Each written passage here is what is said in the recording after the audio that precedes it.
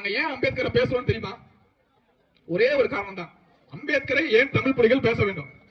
புரட்சியாளர் அம்பேத்கர் அவர்களை படிக்க கூடாது என்று சொன்னார். புரட்சியாளர் அம்பேத்கர் அவர்களை செருப்பு போட்டு நடக்க கூடாது என்று சொன்னார். புரட்சியாளர் அம்பேத்கர் அவர்களை சாக்கு பையில உட்கார வச்சாங்க. அம்பேத்கரை படிக்க கூடாதுன்னு சொல்லி சாக்கு பையில உட்கார வச்சான். அம்பேத்கரை பேசக்கூடாது என்று சொன்னார். அம்பேத்கரை படிக்க கூடாது என்று சொன்னார். அம்பேத்கரை கீழ்சாதி நாயே, உனக்கெல்லாம் எதுக்குடா படிப்பு, படிப்பு வேணா ஒண்ணு வேணா வீட்டுக்கு போடான்னு புரட்சியாளர் அம்பேத்கர் அவர்களை சொன்னார். நாங்க ஏன் அம்பேத்கரை பேசணும் தெரியுமா? எங்கேயோ வடமாநிலத்தில் பிறந்த புரட்சியாளர் அம்பேத்கர் நரிக்குடியிலே வாழ்ந்து கொண்டிருக்கக்கூடிய என்னுடைய அருந்ததியர் சமுதாயத்திற்கும் சேர்த்து சட்டத்தை எழுதியிருக்கிறார். அதனால் புரட்சியாளர் அம்பேத்கர் அவர்களை தமிழ் புலிகள் கட்சி நாங்கள் தூக்கி பிடிக்கிறோம். இதுதாங்க எங்களுக்கு அம்பேத்கருக்கும் எங்களுக்குமான தொடர்பு.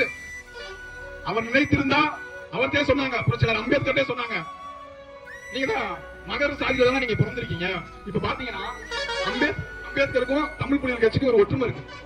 அம்பேத்கர் என்ன சொன்னாங்க தெரியுமா?